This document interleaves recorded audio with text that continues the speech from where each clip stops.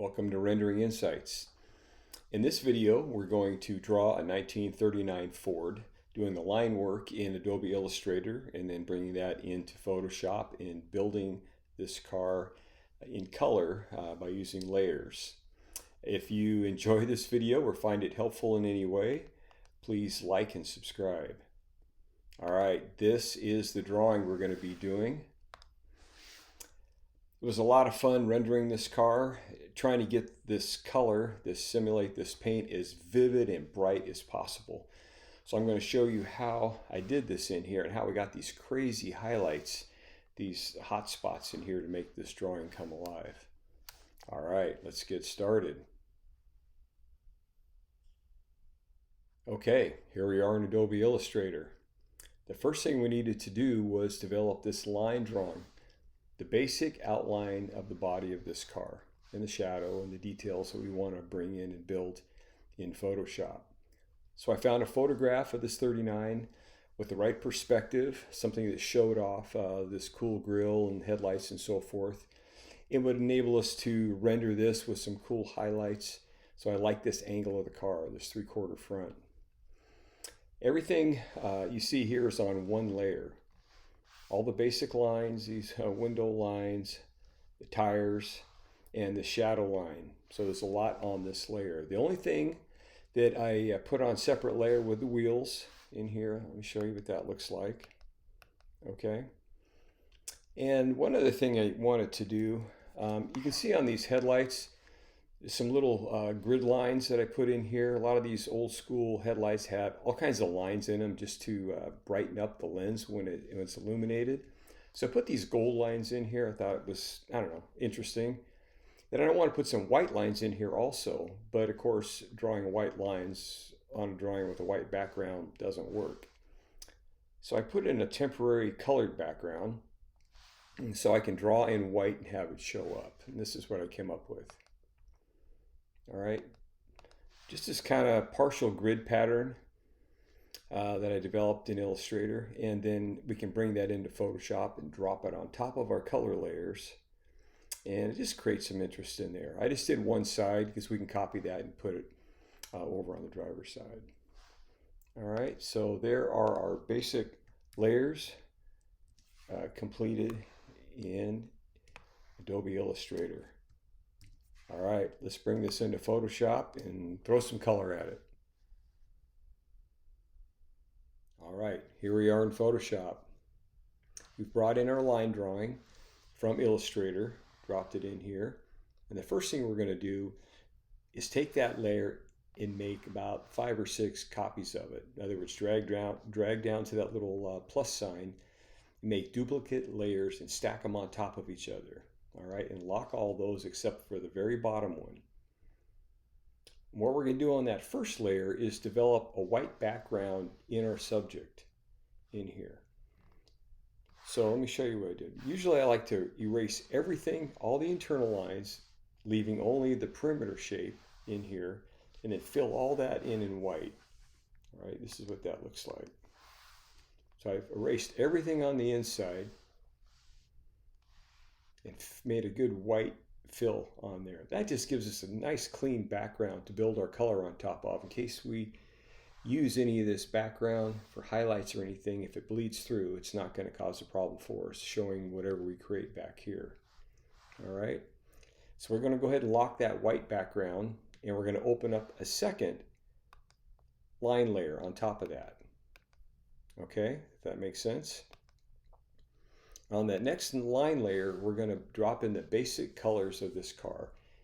Now, the paint job on this car is going to be, and it turned out to be, really pretty metallic paint job with some pearl in it and has a lot of glow to it, which we're going to try to do the best we can to simulate on this drawing.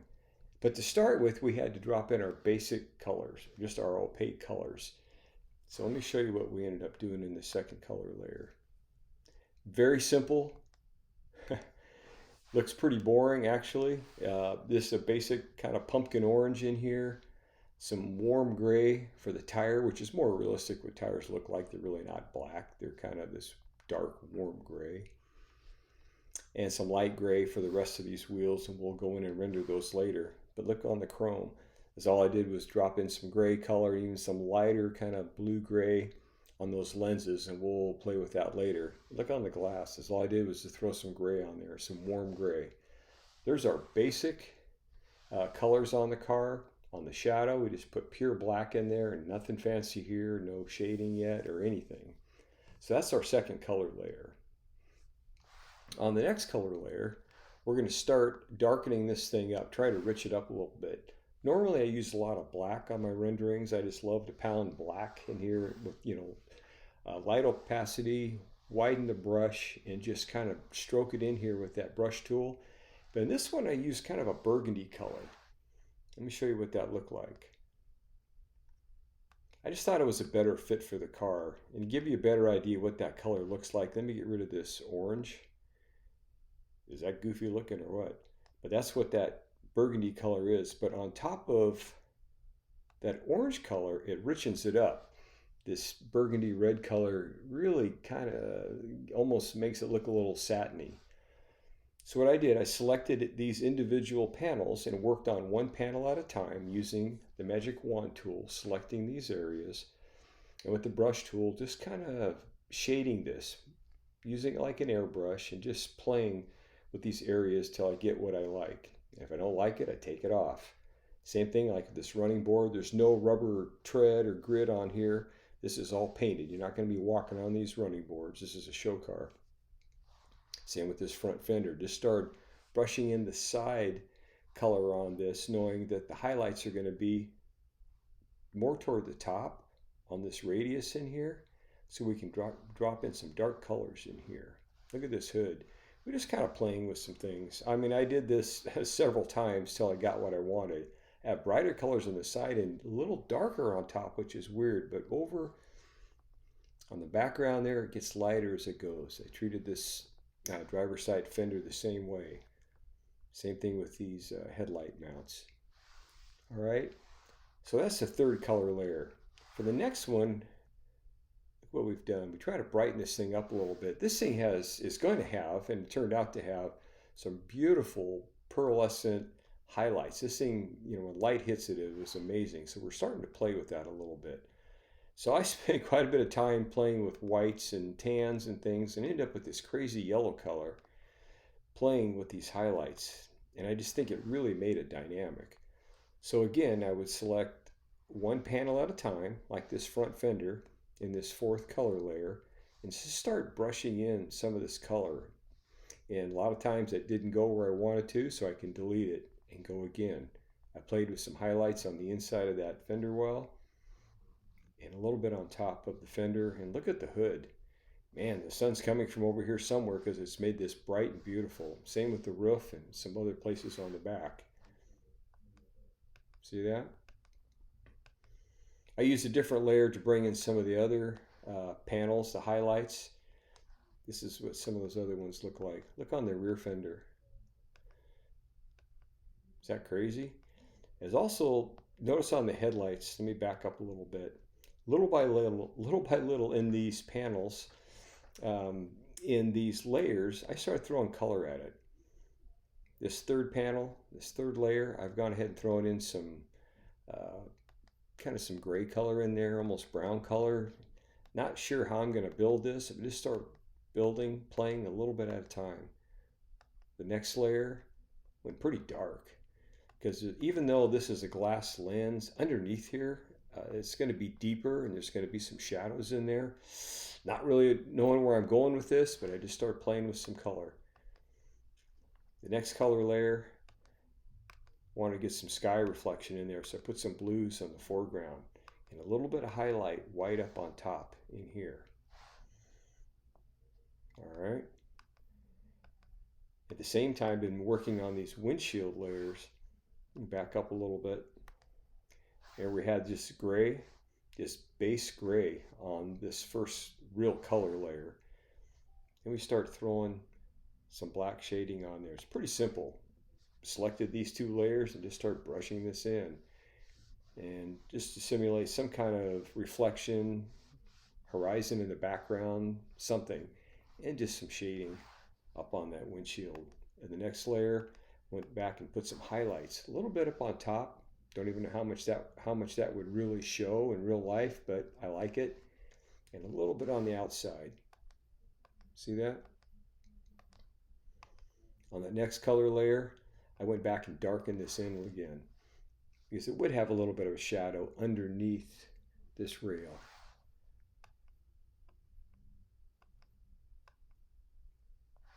On this next color layer, I think that we got two more. There's not much on each of these, but I added some shadows.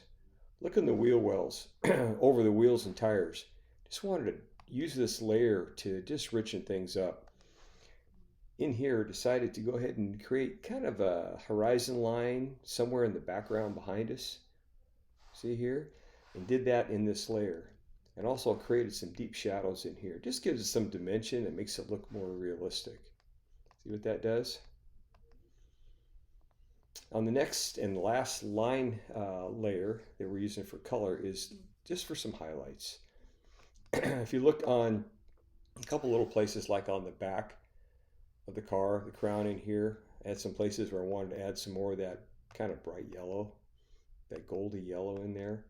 And on the wheels, we just needed some brighter spots on those wheels and use this layer to do that. What that did, it just brightened it up a little bit, made this polish come alive. The few other things we have left are some general highlights. Let me show you what I've done on those. On these headlights, do you remember that layer that we did, those white lines? This is where I decided to put those in. After we had these crazy color layers, we put that dark in there.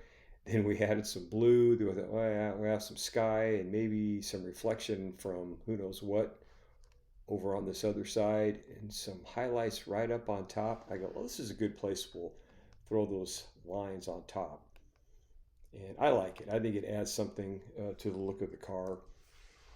It may not look that way in a photograph, but I like it. I think it looks good. We're going to use another layer to add a few more highlights, just some sparkle highlights on the car, mainly on the wheels and the grille and on the chrome. Let me get a little tighter in here. See that? What that did on the headlights? Created some little dots in here, maybe in on some of these lines would sparkle because they actually have some dimension to them in real life. Now on the chrome on this headlight ring and a little bit on the grille. Kind of created a highlight rib down here. Pretty subtle. It could have actually been a little bit stronger, but didn't want to go crazy. And on the wheels, there would be some natural strong reflections. Just kind of guessed where those would be. Certainly on the spinner cap and a couple little places. All right, if that makes sense. Let me get back out here. Okay. The last thing I did as far as a rendering part of the car itself, before we get to the background, is I decided to make some little stars. So I went into Illustrator and created these little white crosshatch stars for these real sparkles. I've done that on a couple of my other videos to show you, but I've put all these on one layer. Let me show you what that looks like. Let me get a little tighter on this headlight. This is where I put one of those. See those sparkles? They look funny if you don't have the highlights there, but on top of the highlights, it just adds a little dimension to it. See on the grill? I have half a dozen on this car. Look on the grill, and just a couple on the wheels. See what that does? It's real subtle, but it just adds a little detail. Someone's getting picky. They go, well, I just want the impression that this car is bright and shiny and will sparkle in the sun. All right, that's the basic car drawing. Now we need to develop the background. One of the things I wanted to do was play with the shadow a little bit. So I decided to add a little bit of a kind of a burgundy glow around that shadow, and I liked it. I just thought it added a little something to the drawing. And I thought, well, let's go ahead and put a white base background behind that first. And as crazy as it looks like, we're going to put almost like a half background of orange like it's sitting on an orange, not carpet, but a panel. And we're going to put in a black gradation in the background that fades. Let me show you what that's going to look like. In this case, it's going from basically our midline up to the top, but I just thought it looked kind of dynamic, made it more dramatic, but I didn't like these areas, these hard lines in here. So on a separate layer behind the car, but over these background layers, I made another layer and just started brushing in some black to make this a little fuzzy. That's what I ended up coming up with. And over on this side, some over there. And I thought, well, I like all that, but now this seems kind of bright down here on the bottom. I think we need to have a little bit of transition. So on another layer, I went ahead and just brushed in a little burgundy color on top of this orange because I like what it did on the car. So this is what this looks like. It's actually a kind of a dark burgundy color. And there you have it. That's my interpretation of a 1939 Ford, but the modern version, all chopped and slammed with modern wheels, and that's what we came up with. Well, thanks for watching. If you enjoyed this video or found it helpful in any way, please check out our other videos available on Rendering Insights.